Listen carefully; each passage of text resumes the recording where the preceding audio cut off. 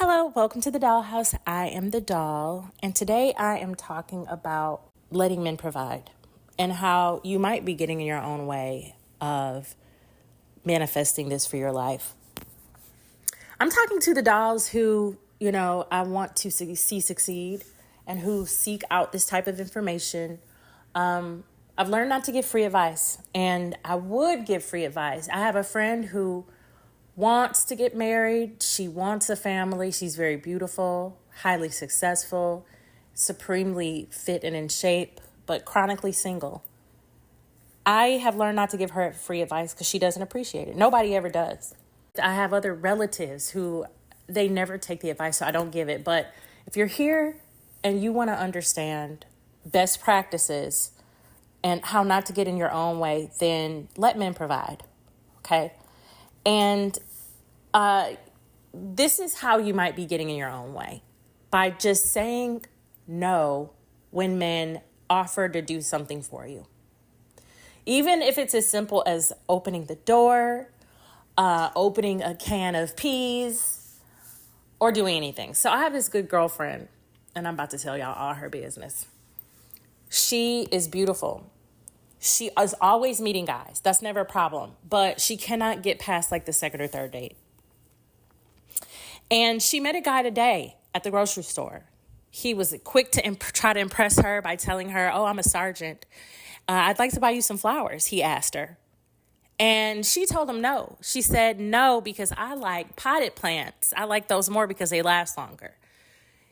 This may be something that she perceived as an innocent thing, but when she told him no, I can tell you right now that it took the wind out of his sails completely. And he felt like he couldn't impress her right then. And he probably felt like down the line, she would be someone who would not be easy to please or easy to live with. So I know that they did not plan a date, even though he mentioned planning a date. I think he did that just to see if she would agree, just to boost his ego to know, okay, yeah, I could get her if I wanted her. But he'll probably never reach out to her. This happens all the time with her, too. She'll meet a man and then flub it in the first couple of minutes by either talking too much, saying no, or giving advice. So I recommend that when a man is trying to impress you, let him, if it costs you nothing and adds to your life. Really, if it adds to your life. Let him impress you. And accept what he's offering. You don't have to, be silent about the fact that you might not use it or it may not be to your taste, but you have to be very careful with that. If you don't want to accept his gifts, then you probably shouldn't be around him, And if he offers something, take it. Even if it's a small thing. I almost made this mistake with my own husband not long ago. He offered me a sweet tart lollipop. I had never seen one of those before, but I didn't want it. He offered it to me, and I was just kind of looking at my phone. I was like, "Oh, no, thanks." And he looked so devastated. I had to hurry up and correct myself, and I was like, oh, I didn't see what you had. Let me go ahead and take that. Oh, that looks so good. I appreciate you for it. Telling him that I appreciate him for giving encourages him to continue giving. Let men provide. It's way more fun. It's a lot more fun than saying no and not getting, maybe getting what you want right in the moment. Like, I think she got some potted plants because he wanted to buy her roses. She said no. She liked potted plants more because they live longer.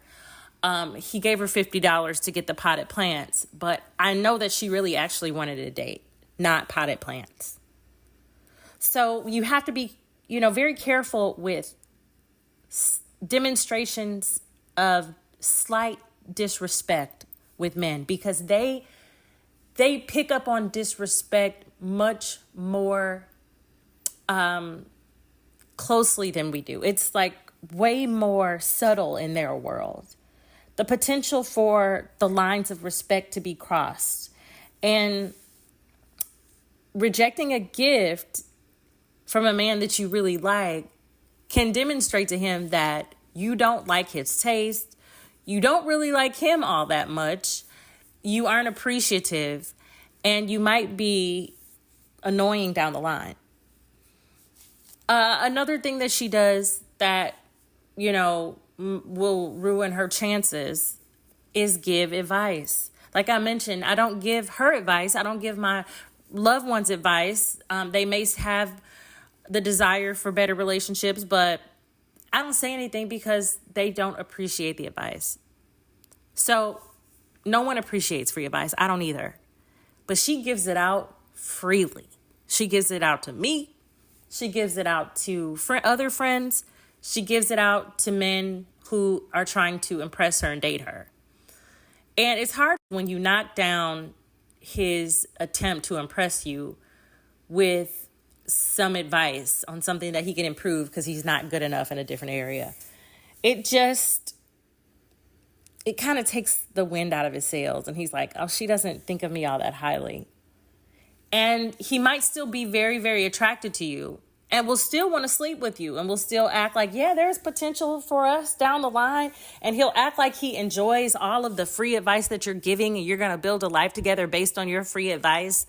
But really, he's just trying to get laid a couple times and then fade into the distance. So, also, I wouldn't sleep with a man, until you have the level of commitment that you really want. And, some women are sleeping with men after 2 or 3 dates, and that just isn't enough time to know if he's going to be consistent enough with trying to impress you and trying to be sweet and gracious to you and generous with his energy, generous with his resources. So yeah, let him do that. Go forth and date. Have a good result and enjoy yourself. Another thing that this friend does is sleep with men fairly early on. I mentioned earlier that if you can avoid doing that, then you should.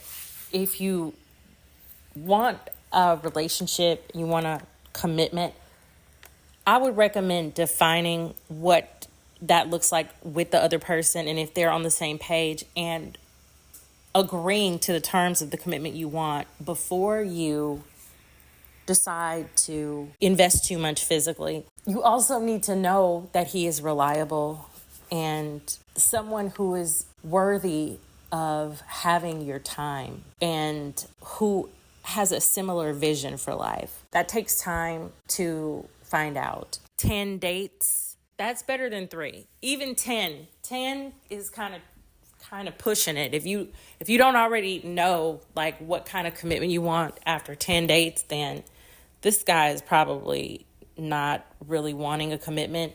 And you may not want one with him either. You may just want to keep him in the friend zone. If that's the case, then I wouldn't recommend sticking around. What's the point? Just to have a male friend? It will be a drain on you. Of course, you already know that I don't recommend male friendships. So, if you want to be successful with dating, follow the patterns that have been successful for other people.